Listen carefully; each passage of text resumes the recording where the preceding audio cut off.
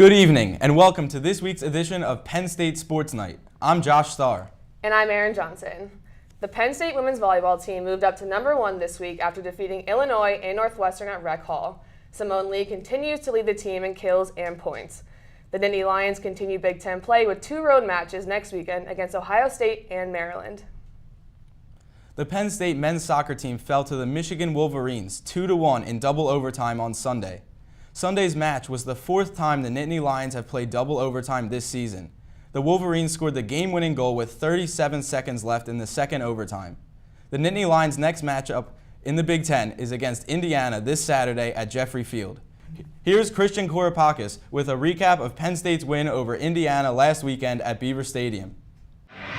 Fresh off a win in last week's Big Ten Conference opener against the Iowa Hawkeyes, the Penn State Nittany Lions return to Beaver Stadium while they take on Indiana in Week 5 for another Big Ten clash. Out to a 4-0 start for the first time since 2014 and the second time under the head coach James Franklin, the Nittany Lions look to extend their 10-game home winning streak, which is tied for the 3rd longest active streak in the FBS. The Nittany Lions entered play 19-1 all-time against Indiana, dating back to 1993. Indiana's only win was a 45-24 victory back in 2013. Let's take a look at the highlights from today's action. Penn State was looking to get the party started early in this one, and who else to get that going than Saquon Barkley? The Heisman Trophy candidate took the game-opening kickoff 98 yards to the house to give the Nittany Lions an early 7-0 lead after the extra point. But the 4th best team in the country didn't take the pedal off the metal after that. After a drive in which quarterback Trace McSorley ran for a score to make it 14-0, Nick Scott recovered a fumble by Indiana and took it 13 yards to the house to put the Nittany Lions up by 3 touchdowns with just 6 minutes left to play in the first quarter. With 46 seconds left in the quarter, McSorley put Penn State up 28-0 after finding Deshaun Hamilton in the end zone from 8 yards out. Keep your ears perked for that name. You'll hear that a lot more as the highlights roll on. Indiana threatening right before the half, down 28-7 with less than a minute remaining. Peyton Ramsey connected with Simi Cobbs Jr. to pull within 2 touchdowns. James Franklin and company had some work to do. After Tyler Davis got the scoring going in the second half with a field goal, McSorley found Deshaun Hamilton again for a touchdown late in the 3rd quarter. Tremendous concentration to extend the Nittany Lions lead to 38-14. Fast forward to late in the 4th quarter, Penn State looking to pad their lead with just a little more, and Saquon Barkley shows he can do it all. A pass from the running back to Deshaun Hamilton made it 45-14. Deshaun Hamilton finished the day with 181 receptions in his career, making him Penn State's new career leader in receptions. Coach James Franklin commended his redshirt senior for his accomplishment in his post-game press conference. Proud. I made a big deal out of it in the locker room with the guys. You know, I think he's a great example for our younger players. I think he's a great example in general. And they've been playing football, you know, at Penn State for a long time. There's been a bunch of really good players. So whenever you can say that, you know, you're the all-time leader at Penn State, that's pretty special. Penn State's explosive first quarter set the tone for the rest of the contest as the Nittany Lions finished off Indiana 45-14 to remain undefeated. They'll hit the road and take on Northwestern next week, where they'll look to extend their record to 6-0. For Penn State Sports Night, I'm Christian Korapakis. Hi, and welcome back to Penn State Sports Night. I'm Jack Hirsch alongside Tommy Butler and David Padalano. Well, and we'll get to Penn State's upcoming matchup with Northwestern in a moment. But first, Tommy, what happened to USC this weekend? They lost to Washington State, and this is something that I've seen a little bit, and I know a lot of other fans of NCAA football have been talking about that Sam Darnold and the USC Trojans have been overrated. Washington State beat them 30-20 last week. They were ranked 16th, and USC was ranked number 5. Losing to one of those teams pushed USC pretty far down. They dropped 9 spaces. Washington State is now ranked 11. That surprised me a little bit. I was expecting them to be in the top 10 after being a top 5 team. Wisconsin, maybe TCU even could drop down. Especially Wisconsin, I think. They haven't had that tough of a schedule, and they've been really close with the games, with a lot of the games that they've won. they're a good team. They're going to win the Big Ten West, but they're not a top 10 team in my opinion.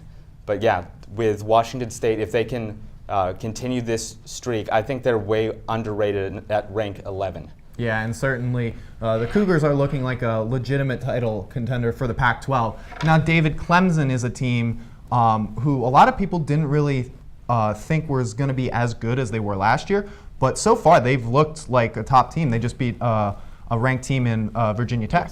Well, I'll tell you, Jack, I love me some Dabo. Through 5 games, Clemson has defeated 3 top 15 teams in Auburn, Louisville, and Virginia Tech. The wins against Louisville, Virginia Tech on the road, as you know. There were some questions coming to the season about the quarterback play replacing Deshaun Watson, but I think Kelly Bryant has perfectly come in that spot. He's averaging 284 all-purpose yards a game and 2 touchdowns. And then there's always that typical Clemson defense. They're stingy this season, only allowing 250 yards per game. The most points they've allowed in a game, 21 to a Lamar Jackson-led offense. Throughout the rest of the season, there really is no threat to them. Their 2 challenges could be NC State on the road. They're ranked at 24. And then a Florida State team who's been banged up, no DeAndre Francois. So really, I think they're a lock to win the ACC. Now, obviously, Penn State, if the season ended today, they'd likely be in that top 4 too. They've got a big time test coming up against Michigan. But Jack, you're not very high on the Wolverines. No, I think that's kind of my thing, is that I'm never high on Michigan. So I'm not a big fan of Jim Harbaugh, obviously. But if you look at the teams they beat Florida, Cincinnati, Air Force, Purdue, and they're playing Michigan State this week, and then Indiana before they play that game against Penn State. And Florida's the only ranked team at the time when they played them on that schedule. They were ranked 17th, and they were down 10 guys due to suspension. So I really don't think that was that big of a win. So their quarterback, obviously Wilton Speight, is hurt currently. So we'll see if Penn State gets to see Wilton Speight or John O'Corn in a couple weeks. But I think that'll be an interesting story because I don't think Wilton Speight's that good, and I don't think he can lead a top team like that. But that's obviously a few weeks away for Penn State, and this week they have a challenge in Chicago against Northwestern. And this is a game before the season I was a little worried about for the Nittany Lions, but now looking at who Northwestern has played, they're 2-2. They lost to Duke really badly, and then Duke, of course, lost to Miami this past week. But they did play Wisconsin pretty fair. What do you think about the Wildcats so far? Well, I think there's 3 main stats that you should look at in this matchup between Penn State and Northwestern: points per game, points allowed per game, and yards allowed. Penn State's defense has really been underrated, and they've given up a lot of yards. They don't give up nearly as many points. They've only given up 9.4 points per game compared to Northwestern's 25.3. Penn State also gives up about 100 less yards per game, and that's against tougher teams. Not tougher teams with the first 3, but against Iowa, they really showed up, and against Indiana, they also showed up and got some interceptions, turnovers all over the place, and then Penn State scores over 40 points a game. Northwestern has just over 30. And David? Well, going back to the game against Wisconsin, they lost 33-24. Wisconsin scored 33 points. They don't have the best offense. Alex Hornibrook, I don't think, is a good quarterback.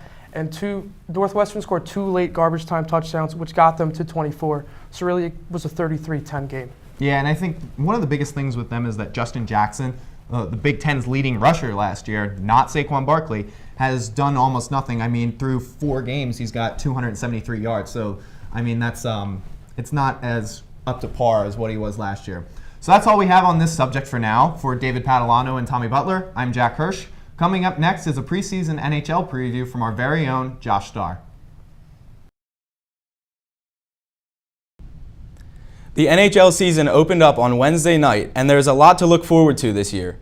There will be 31 teams in the NHL this year after the NHL's Board of Governors voted for the league to expand to Las Vegas last June. The Las Vegas Golden Knights will be the first expansion team in the NHL since 2000, when the Columbus Blue Jackets and Minnesota Wild entered the league. The defending champions, the Pittsburgh Penguins, opened up their quest for a three-peat at home against the St. Louis Blues, and they have a very good chance at accomplishing that rarefied feat. With Sidney Crosby and Evgeny Malkin up front, Matt Murray in goal, and a healthy Chris Letang on the blue line, the Penguins remain one of the top teams in the league and have a real shot at the three-peat. Another storyline to follow this year is all of the great young talent in the league. Last year, Connor McDavid, who began his sophomore season at 19 years old, led the league with 100 points.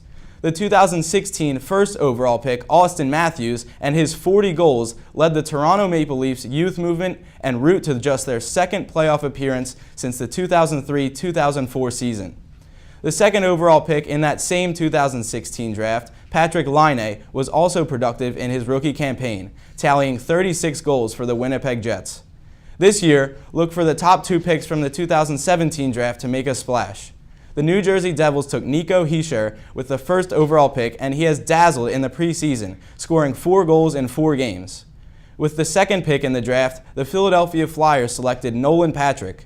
Patrick didn't light up the score sheet in the preseason, but impressed with his skillful passing, setting up a game-winning overtime goal for Shane Gostisbehere, and with his hockey IQ and decision-making. Look for both Hischier and Patrick to have big impacts on their respective teams this year. Shifting gears now to a couple of teams I think will do some damage this year in the NHL. The Dallas Stars made some big changes over the summer. They signed a bona fide #1 goalie in Ben Bishop and added a solid scorer in Alexander Radulov. But the Stars' biggest move was bringing back head coach Ken Hitchcock, who won a Stanley Cup in Dallas in 1999. Another team to watch is the Toronto Maple Leafs. The youth movement was a success last season. They lost a hard-fought series with the President's Trophy-winning Washington Capitals in 6 games. The young players have a year under their belts now, and with playoff experience, the Leafs are poised to have a great season.